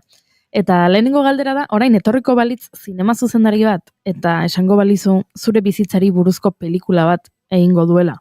Baina, ezin duela jaio zinenetik orain artekoa kontatu dezakela soilik zure bizitzako etapa zehatz bat. Galdera da, ea ze etapa aukeratuko zenukeen, gero pelikula batean ikusteko. Hori da lehenengo galdera. Eta bigarrena da, ea nola gustatuko litzaizuken izatea, edo nola irudikatzen duzun zure funerala. Beraz, bi galdera dira, badakigu ez direla galdera erreixak, baina horixe, bietako batekin nahikoa. Pelikularena edo hiletarena. Bigarrenak pixkat juju emate dit. Orduan lehen aukeratuko dut. Ze etapa, bizitzako ze etapa, nik uste gaur egungoa, zan nahi dut, pasatzen zeitena da, ikasle nintzen garaikoa gauza pila bat ahaztuta ditu dala, eta orduan oraina bizi dudala, eta orduan erresago gogoratuko naiz, orain bizi naizen gauzetaz, da gainera uste dut garai politean nagola, gustoko dudana egiten, eta hauxe aukeratuko nuke.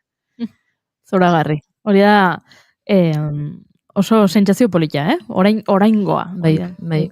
Egia esan bai, oraingoan zentratuta elkarrizketan sartuko gara Eli pixka bat aipatu dut ez, eta aurkeztu dut Euskara Bildua proiektua bera, nola azalduko zenuke zer den edo nola sortu zen Euskara Bildua?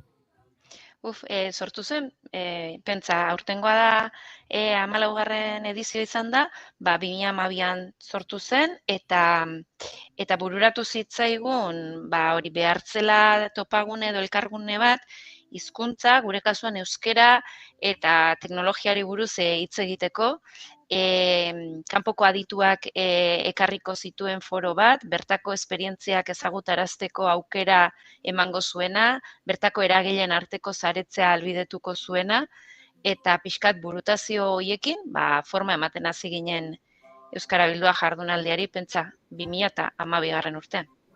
Eta 2012. urtean hasita, esan bezala ez, 14 edizio pasa dira, garaiak aldatu dira ordutik ona, teknologiak aldatu diren bezala, suposatzen dut gaiak ere aldatuko zirela, beraz. Jungea, gai momentuan saiatu izan gera beti, gure intereseko batetik edo gure gandik gertu zeuden gaiak, eta baita ere, momentu bakoitzean pilpilan zeuden gaiak aukeratzen, eta pentsa, okerrezpanago uste dut, lehenengo edizio izan zela, guztiz hizkuntza teknologien inguruan hitz egiten zuena, gero ikusentzunezkoak ere landu genituen, eta horrela jungea evoluzionatzen, ez? Gu ere, egia da, azkenengo urteetan, teknologia burujabetza izan degula oso ardatz, ze uste dugu, pasadan astean esan nuen bezala, momentu estrategiko batean gaudela, eta beharrezkoa dela gai honi buruzko kontzientzia sortzea eta divulgazio lana egitea.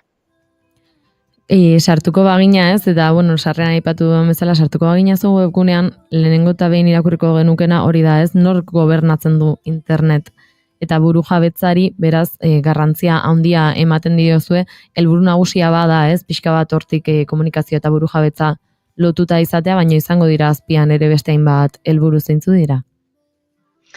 Bueno, esan deten bezala hori, gai orokorraren inguruko divulgazio egitea, baina gero baita ere, hizkuntzak, gure kasuan euskerak, ingurune digitalean eta arlo teknologiaren esparruan, izan behar duen presentzia nola bermatu behar dugun ikustea, zer egin genezaken, eta orokorrean munduari begirada, munduari edo ingurune teknologiko honi behintzat begirada kritiko, etiko eta arduratsu batetik begiratzea.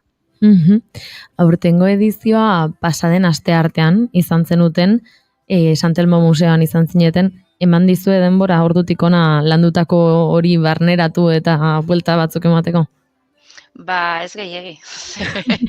Gure hau uztartu behar dugu gure eguneroko lanarekin, eta baditugu hori eguneroko tasuneko beste hainbat kontu, oraindik ez dugu tarterik izan, behar bezala zaten dena reposatu eta gogoetatu eta hausnartu ahal izateko, baina ari gera, Ze, hilaren bukaerarako argiarekin batera enkartatuko dugun euskarri bat ondorioekin atera nahi dugu, zerbait egin behar dugu. Oraindik baduzu pixkatxo bat pentsatu eta dena ondo aztertzeko tartea. Asteartean zemuzko harrera izan zenuten, bertaratuko zen jende ezberdina, eukiko zenuten haiekin hitz egiteko tartea, ez da? Oso gustora egia esan, San Telmoko aretoa bete genuen. Bete genuen, ez da zuzena, jendea etorri zen, ez da guk bete genuela. Jendeak, gonbidapena onartu eta animatu zen etortzera. Gonbidapen bidez ez du funtzionatzen, baina iragarpena ikusi eta animatu zen, interesa piztu zuen, eta zentzu horretan oso gustora, eta gainera nik uste dut Euskara Bilduak lortu duen gauza bat badela, batzuentzat bederen bihurtu dela zita bat urterokoa, ingurukoekin topatzeko ere momentua, eta batzuk izan digute, atzeden aldiko tartea luzeagoa jarri. Gero edukietarako gutxiago daukagu egia zen. 9:00etan hasi zenuten pasaden asteartean eguna, eta ordu bat terdiak bitarte aritu zineten, izlari ezberdinak, erakusleioa edo deiturikoak, gogo eta ere egiteko tartea izan zenuten, eta bertan agian, hainbat gai eta hainbat izlari izan zenituzten, beraz agian pixkatxo bat errepasatuko dugu bertan landutakoa.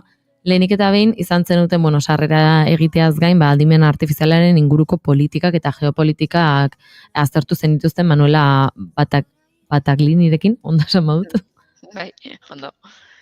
Manuelak baten batzuk ikusi zuten pixkat hitzaldi konspiranoiko moduan, baina egia da, bera tesi alantzen ari dela eta asko ikertzen duela, eta berak esaten zuen, hau ez dezute, orain esaten ari naizen hau, ez dezute edozein tokitan topatuko, Googleek ez dizkizue emaitza hauek emango, ez? Eta orduan pixkat bere diskursoa edo bere ikuspegia zer izan zen, konstatazio bat, enpresa teknologiko erraldoiek parte hartzen dutela, azken finean, edo parte hartu dutela eta parten hartzen dutela, egun ere, erabaki politikoetan, azken finean, agintari politikoekin ez dituzten harremanez lagunduta, eta hor egin zuen, Estatu Batuetako presidente desberdinen errepaso bat, horrelako gauzak ez diela soilik Trumpen burutazioa lehenagotik dator, ez? Clintonek neoliberalismoa legez babestu zuelako, ondoren jarraipena eman zion Bushek, Obamak ere bere ekintzak egin zituen. Orduan azken finean, nolabait erabaki politikoekin ere erraldoi teknologikoen interesak babesten direla, moldatzen dela, ez? Politika arauak eta legeak interes horietara, eta horrek zer eragiten du, azken finean, teknologian mundu mailan botere konzentrazio ikeragarrizkoa dagoela. Biden saiatu omen zen konzentrazio honi aurre egiten, baina arrakasta gutxirekin. Orduan azken finean, hori da gaur egungo errealitatea, ez? Gobernantza dezentralizatu bat dena teorian internet, errealitatean ez dela horrela. Beraz, goiza potente hasi zenuten, batez ere batzuentzat konspirazioak izan baziren esandako hoiek edo, agian beldur pixkatxo batetik ikustea delako, ez, agian hori zelako sentsazioa. Bigarren, Manuelarena ondoren Amadeu Abrilekin egon zineten, hau katalanez izan zen hitzaldia, eta interneteko desgobernu antolatzea zaila da zen titulua. Desgobernu bat antolatu daiteke? Bueno, aikan erakundeari buruz hitz egin zuen Amadeuk, bai Amadeuk eta bai ondoren Josu Baliñok, .eus fundazioko zuzendariak, biek, harreman estua daukate, ze Amadeu izan zen .cat fundazioko zuzendaria eta cat domeinuen sustatzailea. Orduan, esparru eta lan eremu antzerakoan mugitzen dira eta aspaldiko harremana daukate, orduan elkar oso ondo osatu zuten beraien hitzaldien bidez. Biek hitz egin zuten aikan erakundeari buruz, aikan erakundea bada desgobernu hori gobernatzeko saiakera bat, 98. urtean sortutako erakunde bat da, irabazi asmorik gabekoa, berez ikanek ez du interneteko edukia kontrolatzen, domeinuen kudeaketara bideratzen da bere funtzioa, baina egia da azkenean politika digital orokorrean paper aktibo bat betetzera ere bideratzen dela, ez? Eta Amadeuk esan zuen bezala, bertan erabakitzen dira interneta arautuko duten politikak. Bertan daude ordezkatuta erakundeak, daude ordezkatuta ere bai lurraldeak, estatuak. Orduan, bastanteko zaila da ulertzea aikanen gobernantza eredua eta konplexotasuna, ez? Josu Baliñok zentzu horretan, guztet, interesgarria dan zerbait aipatu zuela, ez? Zorionez, euskal komunitateak badauka gobernantza global horretan ordezkaritza bat, .eusen bidez, baina egia da, ederra litzatekela beste maila bateko ordezkaritza politikoagoa ere izatea, eta era berean, aikanez gain, beste bi erakundetan parte hartzea interesgarritzat jo zuen euskaldunontzat, bat da Internet Governance Forum, eta bestea da, hau sortu zuen Nazio Batuen erakundeak, interneteko politikei buruz eztabaidatzeko, eta bestea da Internet Society, interneteko erabiltzaileak biltzeko gune bat, eta horra adibidez katalanek badaukate beraien ordezkaritza, baina euskaldunena ez dago. Orduan zentzu horretan, zerbait ikasi genuen baita ere. Beste, hainbat hitzaldi ere izan zen dituzten, eta egia da denetan sartzea kostako zaigula, baina bai, badagoela beste bat ni.eus, zure pribatutasuna gure hizkuntzan izenekoa, ez? Euskarazko posta eta Odei Seguruaren inguruan hitz egin zenuten, ez da? Bai, hau izan da, izango da, espero dugu hemendik gutxira martxan jarriko den zerbitzu bat, ametsa hor tartean dago .eus fundazioarekin batera eta Azkoere fundazioarekin batera ere, eta helburua da, hori, Gmaileko kontu bat izan ordez, eukitzea, posta kontu, seguru, eta pertsonal euskalduna, esango genuke, ez? Orduan hor, zerbitzu hori lantzen ari gara, garapen fasean dago, baina, iragarri genuen, eta aukera eman dugu, eta hor luzatzen dugu deia, badator.ni.eus helbidera sartuta, zeure ni.eus domeinua erreserbatzeko. Pues martxan jartzen denean, zuk nahi dezun hori euki dezazun, ez, erreserbatuta. Eta gutxi gora bera, ez dakit hau esan daiteken edo nola kalkulatu daiteken, gutxi gora bera noizko aurre ikusten duzue edo gustatuko litzaizuek ez zuei behintzat ni.eus erabilgarri izatea.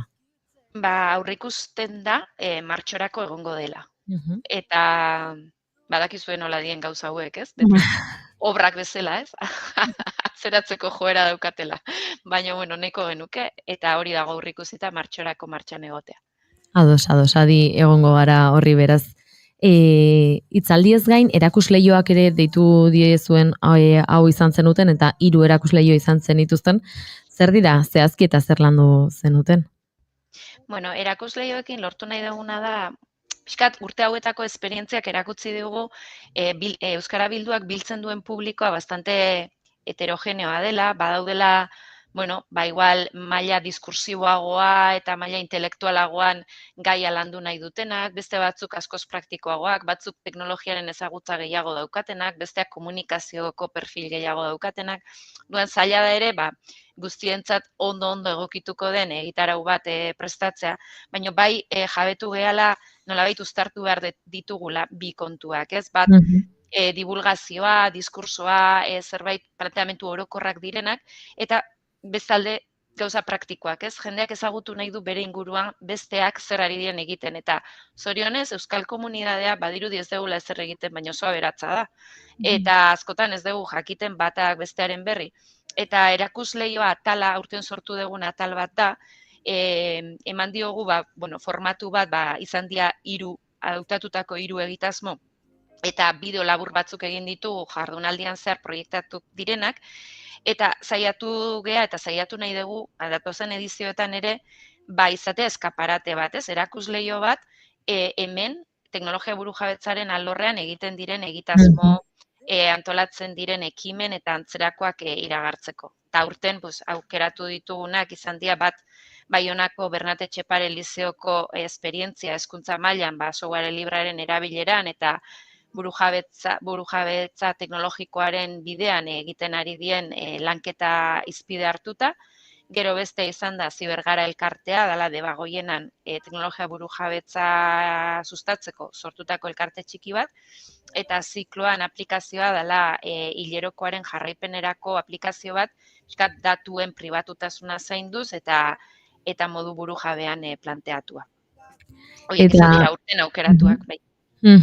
Erakusleio hauetaz gain, bukaera aldera izan zenuten gogo eta gune bat, euskarazko hizkuntza teknologia propioa posible alda galdera horretan, ez?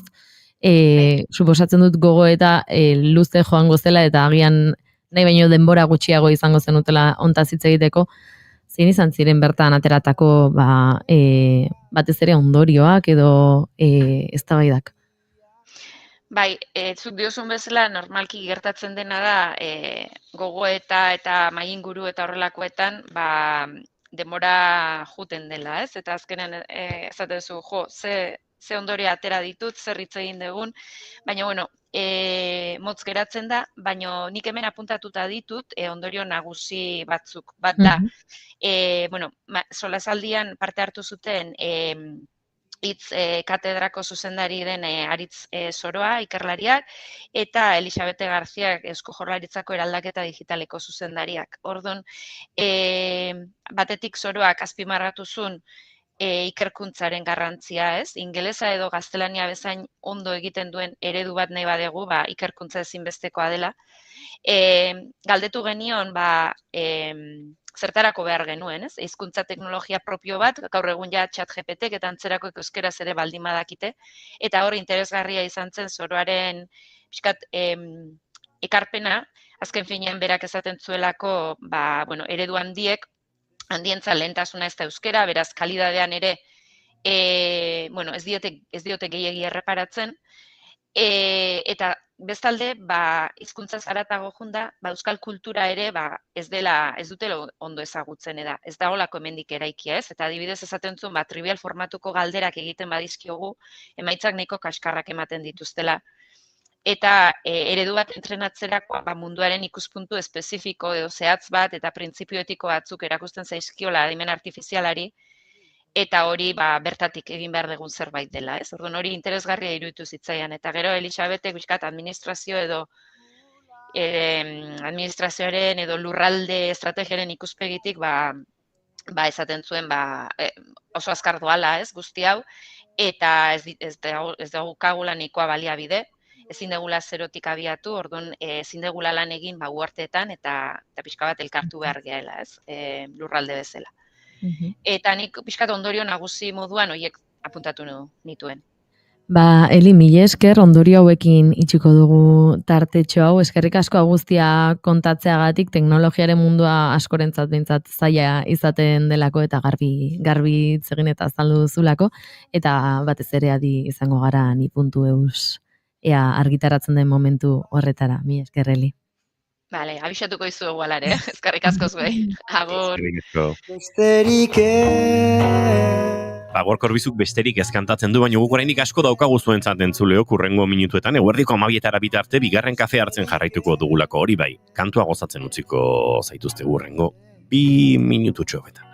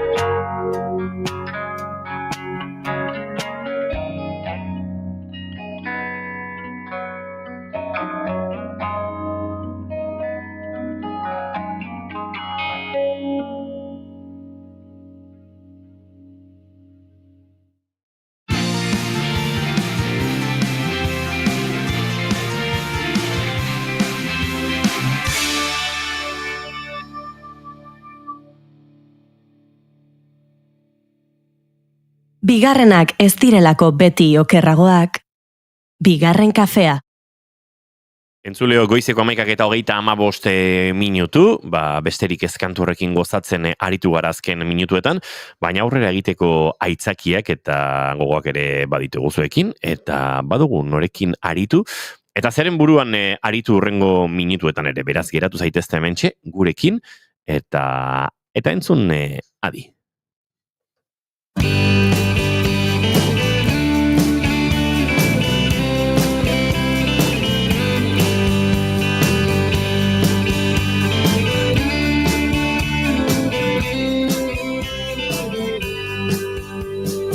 Eskamen gaztetatik Inaran doitzetik alaukitu nuenik Anturi denesi ezkontzetik. Bi esan nahi ditu zipotza hitzak euskaltzaindiaren arabera. Lehenengoa, zipotza, upelaren zuloa ixteko erabiltzen den zirea. Zipotza behin kendu eta orduan ligak agertu. Edo bigarrena, zipotza, burugagarra, aiurri gaiztokoa. Zipotz doiorra, zer egin diok NSM laztanari. Instant bat izanen da, ez nuke hain zipotza izan behar.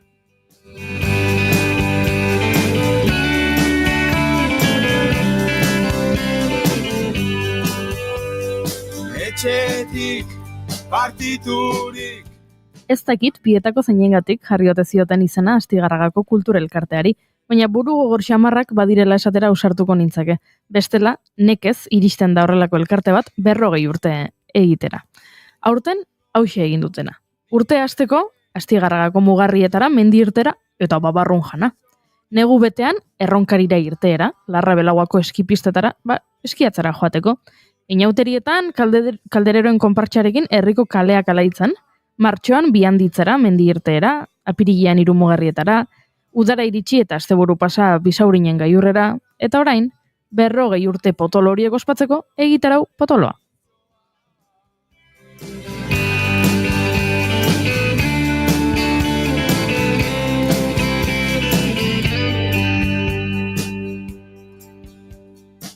Lehenik eta behin 40 urte hauengatik zoriontzeko eta bestetik egitaraua aletzeko telefonoaren beste aldean dugu Amaiur Altamira. Hola Ziregi, egunon Amaiur?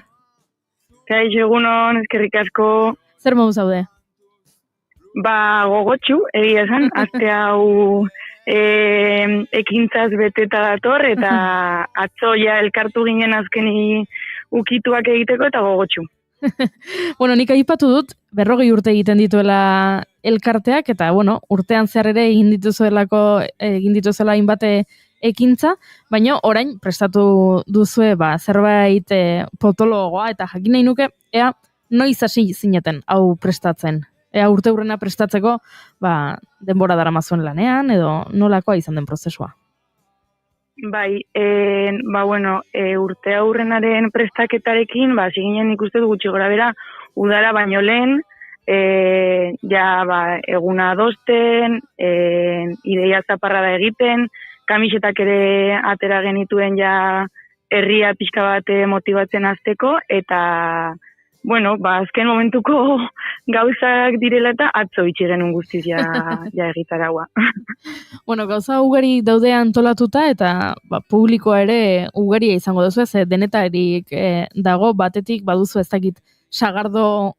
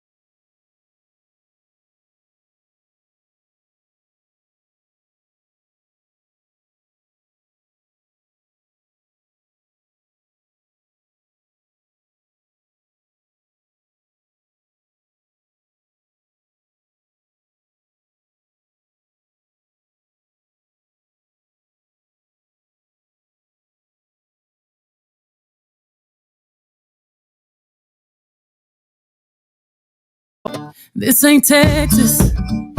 Ain't no hold 'em. Goiuri, galdera badauka Goiun eta biok zuretzako. No. Vale, ez naiz ni izan. Hori niri kopiatu didazu. Ez aiazen, zer. Zalantzatxo badaukagu. Zalantza. Zu hasi zara raninen, ezta? Nork izan dizu hori? Zuk? Bai. Orduan egia izango da, bai. Eta ze zapatiekin egiten duzu korri? Ze zapatiekin egiten dudan korri? Egia jakin nahi duzue. Beldurra ematen dit erantzunak berak, baina zer esan. Zapata dituzu jantzita berraltxa. Decathloneko zapatilla merkeenak. Deno dazko gero batzuk. Gauza bat aitortu behar dizuet, pentsatu nuen, erosiko ditut merke xamarrak diren zapatilla batzuk, hasiko naiz korrika egiten, egia da ikastaro batean eman dudala izena, pixka bat gehiago ikasiko dut nire korri egiteko joeraren inguruan, eta horren araberako zapatillak erosiko ditut, ze badakizu ez dela berdina badaude ez, gian oinak zapaltzeko modua batzuk barruaka, kanpoaka, batzuk hankapuntetan gehiago ibiltzen dira, besteak ez, eta pentsatu nuen hasiko naiz hauekin, eta orduan benetan aditua den norbaitek, irakasleak edo, gero esango dit zer behar dudan, eta momentuz badauzkat, zapatilla oso merkeak. Politia dira, txukunak. Eta zapatia gastatzen zaizkizunean egiten dituzu beste batzuk erosi? Hombre, behar ditut zapatillak. Eta gainera zapatillak ezin dira utzi, hau da, bigarren eskuko gona bat ondo erabildezakezu, baina bigarren eskuko zapatak, pixka bat, arriskutsuagoa da, ze zapatak bai egiten direla, asko moldatzen direla zure posturara, eta... Bai, norberaren oinaren itxura edo hartzen dute. Bueno, zapatillak hautsi eta berriak erostearen dinamika hau, June, hautsi dute edo hausten ari dira? Bai, saiatzen ari dira behintzat aldaketa bat ematen, nahi justu aurreko astean atera zitzaidan, eta iruditzen zait interesgarria behintzat komentatzeko eta ea bakoitzaren iritzia zein den jakiteko. Kontua da, zapatan erabilera eta botatze horretan sortu dutela, marka batek sortu duena izan da suskripzio bat, zapatiak reziklatzeko edo esango genuke. Hau da, zuk ordaintzen dituzu hilabetean 30 euro, eta iritsiko zaizkizu lehenengo aldiz zapata batzuk. Eta zuk zapata horiek berriak dira noski, eta erabiliko dituzu, desgastatuko dituzu nahiaina, eta bertan jartzen du zapatak, zola lixo gelditu zaizu, edo zuloak atera zaizkio, edo zure txakurrak koskatu ditu, bueltatu lasai, eta urrengo zapata parea iritsiko zaizu. Eta zuk bidali duzun zapata hori, beraiek reziklatu eta materiala berrerabiliko dute. Orduan, proiektu hau sortu dute, Cyclone esango nuke dela suskripzio mota hau edo, Cyclone TM izeneko taldeak sortu du hau, badauka bere dendan zapatak ezberdinak erosteko aukera eta normal erosteko aukera, baina proiektu berri hau sortu dute eta interesgarria behintzat bada. Bai, gauza bat aitortu behar dizuet. Pixka bat kokoteraino nago suskripzio sistemaz. Arpidetza sistemaz. Bai, eurek saltzen dute, nolabait, pixat ekonomia zirkularra sustatzeko asmotan, eta zuk zapatia zarak bidali, beraiek berziklatu eta beste zapatiatzuk egingo dituzte horrekin. Hori gustatzen zait. Alde hortatik, ondo egon daiteke. Egia da, suskripzioak 30 euro kostatzen duela hilabeteko. Honek, suposatzen du urtean 360 euro gastatzea zapatia horietan. Egia da, asko erabiliko badituzu, agian, nik behintzat adibidez badaukat joera, zapaten zola oso azkar gastatzen zaidala berdin duzu zapatetan. Orduan, egia da, asko erabiliko badituzu eta korri egitera asko joango bazara, agian izan daitekela aukera edo alternatiba bat. Nik ez dut esaten prezioaren gatik, agian gero kalkuloak eginda eta prezioa ondo ateratzen da, baina bai, sentitzen dudala orain joera bat dagoela, dena arpidetza bidez egiteko, eta ikusi ditut arpidetza bidezko koltsoiak. Ikusi ditut arpidetza sistema bidezko, autoak. Streaming plataformak, autoak, eta aurrekoan ikusi nuen pultsera bat. Neurtzen dizu, zenbat ordu egin dituzun zure estres maila zenbatekoa den, zikloa, hilokoaren zikloa ere, horrekin ere laguntzen dizula, datuak biltzen dituela, eta horrelakoak egiten dituela. Orduan, pentsatuena, begira ze interesgarria, pultsera hau. Baina ja ez da joan zaitez dendara eta pultsera erosi. Baizik eta arpidetza sistema bidez funtzionatzen du. Urtean 300 euro ziren pultsera smartwatch antzeko honenak, baina arpidetza izan behar du eta egia esan agian ez dakit nostalgiagatik den edo zergatik, nik nahiago dut, horrelako zerbait erosi nahi dut, aurreztuko dut, eta diru hori daukadanean erosten dut eta bukatu da gastua. Hau da. Bizitza osorako nerea da. Eta nerea da. Bueno, irauten duen bitartean. Bai, irauten duen bitartean neretzako da. Baina orain orain nahi balin baduzu smartwatch hau, ez du balio, aurreztu eta listo ez, ze urtero ordaindu behar duzu kuota bat eta...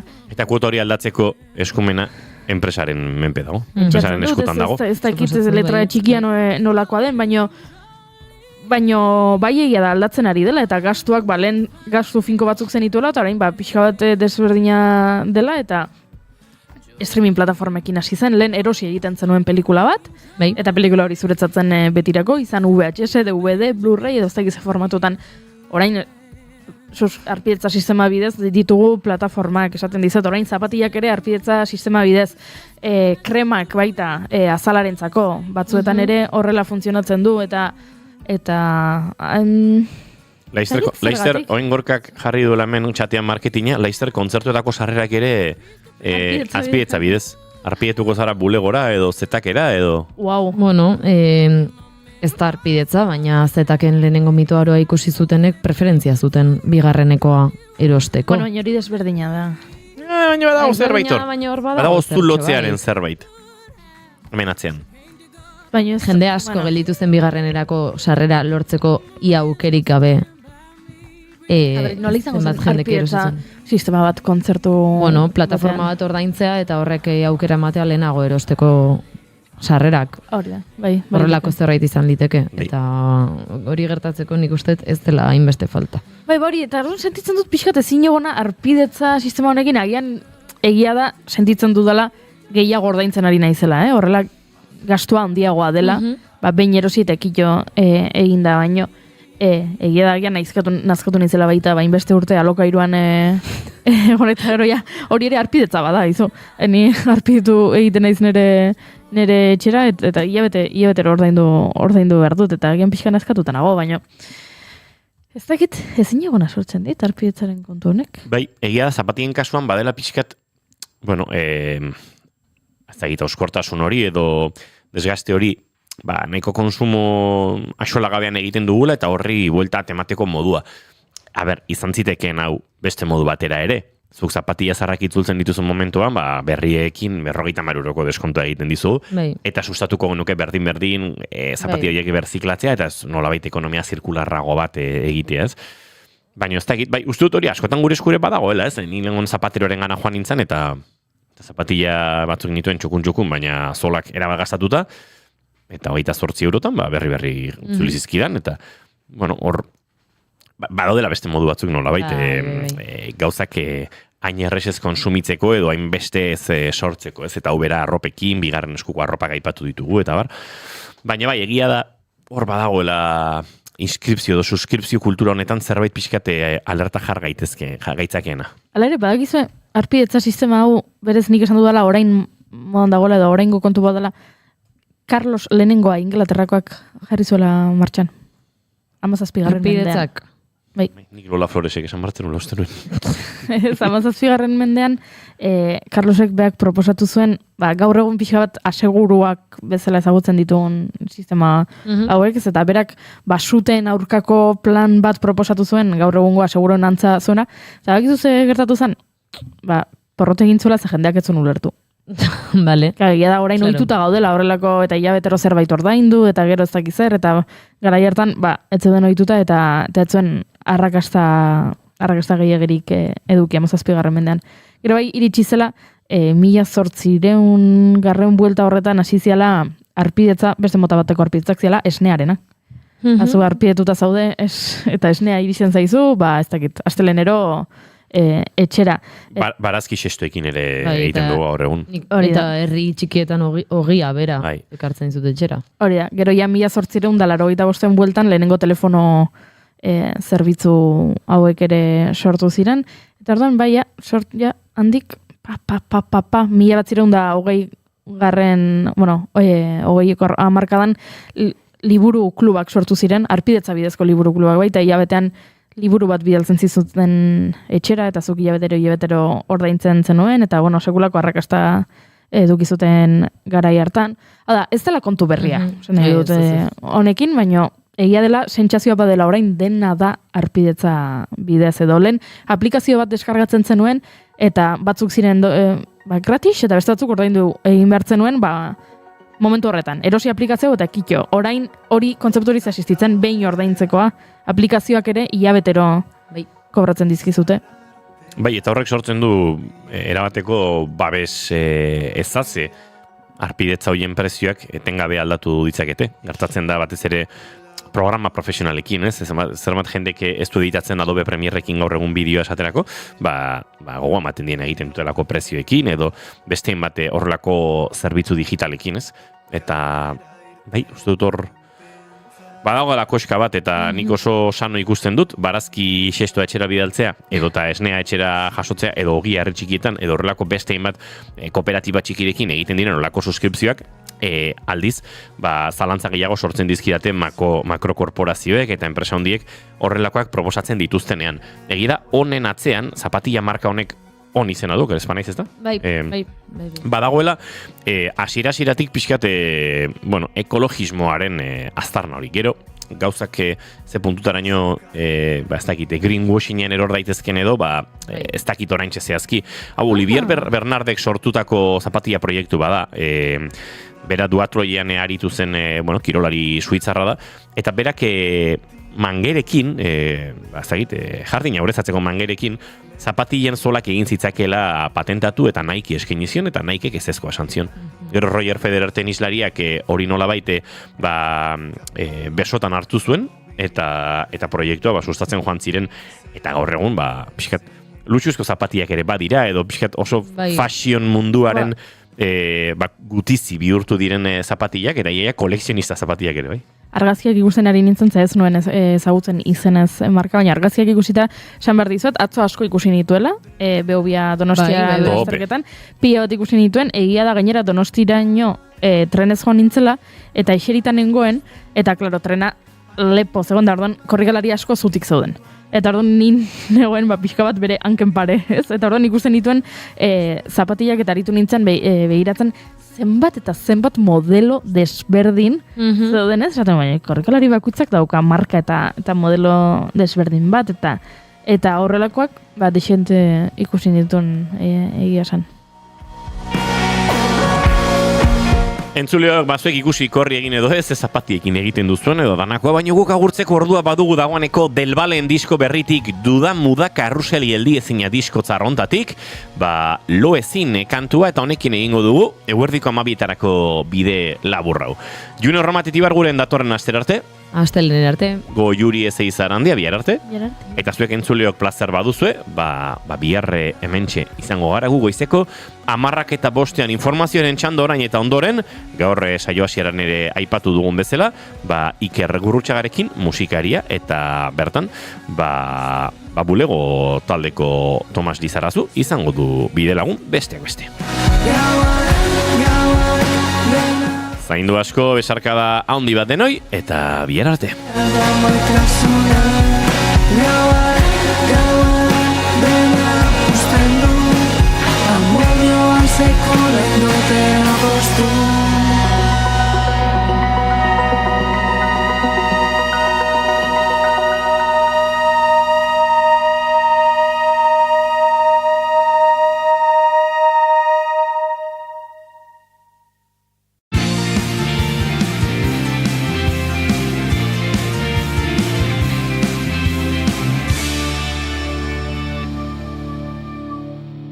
Keep calm and Bigarren kafea.